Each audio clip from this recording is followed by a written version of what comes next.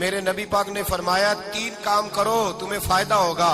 حضرت عبدالرحمن ابن عوف فرماتے ہیں میں نے اس کا تجربہ کیا اس حدیث کا, اور آپ فرمایا کرتے تھے مجھے اللہ کی عزت کی قسم جو میرے نبی نے کہا حق اور سچی کا ہے, حق اور سچ کا ہے. حضور سید عالم صلی اللہ علیہ وسلم نے فرمایا صدقہ دینے سے مال کم نہیں ہوتا. صدقہ دینے سے مال جی کیا کرنے سے, یہ وعدہ ہے نبی پاک کا. صدقہ دینے سے پیسے, اچھا بتائے نا جی مجھے 1000 میں سے 500 دے دیا تو باقی کتنے رہ گئے؟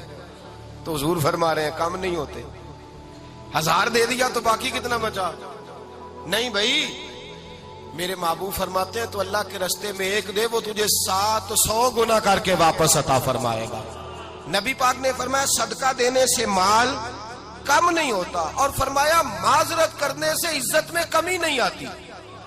معذرت کرنے سے عزت میں کمی, اللہ اکبر, معذرت کرنے سے عزت میں کمی. اور حد کر دی میرے حبیب نے, فرمایا تو رب کی رضا کے لیے عاجزی کر, تیرے نبی کا وعدہ ہے اللہ تجھے عزت عطا فرما دے گا.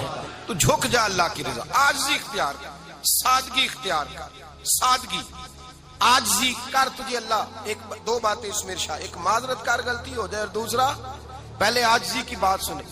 حضرت عمر بن عبدالعزیز بادشاہ تھے, سوئے ہوئے تھے, غلام بھی پاس آرام کر رہا تھا, مہمان بھی آئے تھے. غلام کی ڈیوٹی تھی ہر وقت حضرت کے پاس رہنا. اب سوئے ہوئے, دیر ہو گئی, غلام بیچارہ تھوڑا تھوڑا اونگ آتے آتے سو گیا. حضرت چراغ روشن تھا, کچھ لکھ رہے تھے, مہمان بیٹھا تھا, خادم سو گیا. اب چراغ نہ آہستہ آہستہ گل ہو گیا, بجھ گیا. حضرت اٹھے, بوڑھے آدمی تھے, چراغ صحیح کرنے. مہمان کہنے لگے حضور میں نہ کر دوں, میں نہ کر دوں. کہنے لگے نہیں تم مہمان ہو, مہمان سے خدمت نہیں لی جاتی. تو اس نے کہا غلام کو جگائیے. فرمانے لگے ابھی تو بیچارہ سویا ہے اور نیند سے بیدار کر دوں. خود گئے, اس میں تیل دوبارہ ڈالا, بتی ٹھیک کی, جلائی, واپس آ گئے. وہ مہمان, اب بادشاہ کا مہمان بھی تو کوئی بادشاہ ہی ہوگا نا. کہنے لگا حضور آپ اپنے کام خود کرتے ہیں, کیا لفظ ہے, کیا حسن ہے, اور 2 جملوں میں کیا تاثیر ہے. آپ فرمانے لگے ہاں میں اپنے کام خود کرتا ہوں. جب میں گیا تھا تب بھی عمر بن عبدالعزیز ہی تھا, اور جب چراغ صحیح کر کے واپس آیا ہوں تو پھر بھی عمر بن عبدالعزیز ہی ہوں. میرے اندر کوئی تبدیلی آئی, میں وہی ہوں جو گیا تھا. حضرت سیدنا فاروق اعظم رضی اللہ تعالیٰ عنہ فرماتے میں بیٹھا تھا, اور ابھی 3 دن ہوئے تھے نبی پاک صلی اللہ علیہ وسلم کے وصال ظاہری کو. میں بیٹھا ہوا تھا, 2-3 بچیاں آ گئی, اور حضرت ابوبکر صدیق رضی اللہ تعالیٰ عنہ کے سامنے آ کے بیٹھ کے رونے لگی. جناب صدیق اکبر رضی اللہ تعالیٰ عنہ کا بچیوں روتی کیوں ہو؟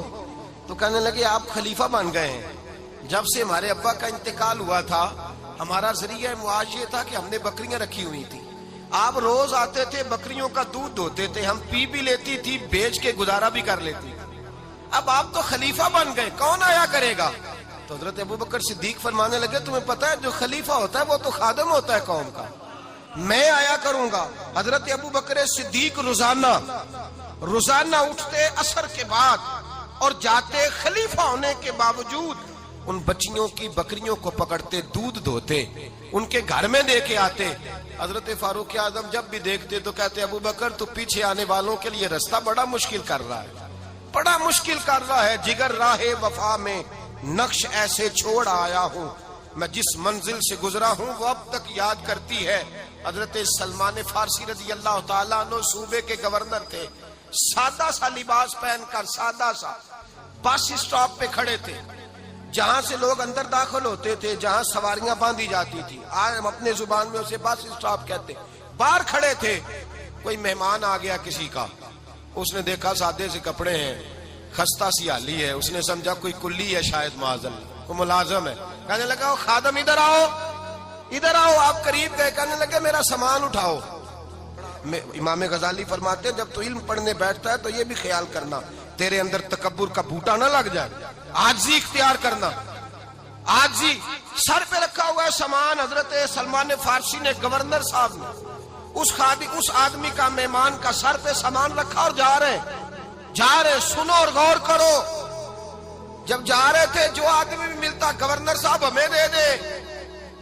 مہمان پریشان ہو گئے, کہنے لگے حضور آپ گورنر ہیں؟ فرمانے لگے نہیں, یہ تو میرا دنیا داری کا نام ہے جو ان لوگوں نے رکھا ہوا ہے، اصل میرا نام وہی ہے جو تو نے لے کے پکارا ہے، اصل نام وہی ہے۔ تو نے کہا غلام ادھر آ، آپ فرمانے لگے پہلے میں ایک یہودی کا غلام تھا، پھر رب تعالیٰ نے فضل کیا تو میں محمد عربی کا غلام ہو گیا، رسول اللہ کا غلام ہوں، اور جب میں نبی پاک کا غلام ہوا ہوں تو اس سارے صوبے کا امام ہو گیا ہوں، تو اصل تو میں غلام ہی ہوا نا۔ دوسرا میرے نبی پاک صلی اللہ علیہ وسلم میں ایک تو عاجزی سے عزت ملتی ہے، تکبر سے عزت، وہ جو بندہ جھجکتا ہے نا تیرے نیڑے جانے سے، تو کہتا ہے میری بڑی عزت کرتا ہے، وہ عزت نہیں کرتا۔ شیر کی عزت ہوتی ہے کہ خوف ہوتا ہے؟ بولے نا تو نہیں نا ڈر لگتا ہوتی کو۔ شیر کا کیا ہوتا ہے؟ خوف، اس کی عزت نہیں ہوتی۔ تو درندہ ہے، درندوں کی بھی کبھی عزت ہوتی ہے؟ تو جو آدمی ڈنڈے کے زور پر لٹکا کے ڈنڈا اور وہ لوگوں سے عزت کرا رہا، تو بھائی یہ تیری عزت نہیں ہے، تیرا خوف ہے۔ عزت عاجزی میں ہے، انکساری میں ہے۔ اور دوسرا میرے نبی پاک صلی اللہ علیہ وسلم نے فرمایا عزت معاف کرنے میں ہے۔ عزت کس چیز میں ہے؟ بدلہ لینے میں عزت، یہ حقائق ہے۔ عزت بدلہ لینے، جس نے ایک تھپڑ کے جواب میں دو مارے وہ باعزت نہیں، بلکہ مسند امام احمد بن حنبل پڑھی، حضرت موسیٰ علیہ السلام کوہ طور پہ کھڑے، میرے رسول پاک علیہ السلام فرماتے ہیں جناب موسیٰ علیہ السلام نے اللہ کی بارگاہ میں عرض کیا، اے اللہ ساری دنیا کہتی ہے ہم عزت والے ہیں، ہم عزت والے، من اعز عبادک یا اللہ، اے اللہ تو بتا تیرے بندوں میں عزت والا کون ہے؟ تو حضرت موسیٰ کہتے ہیں رب کریم نے فرمایا اذا قادر غفارا، جس کے پاس بدلہ لینے کی طاقت ہو پھر بھی معاف کر دے وہ بڑی عزت والا ہوا کرتا ہے۔ جو اینٹ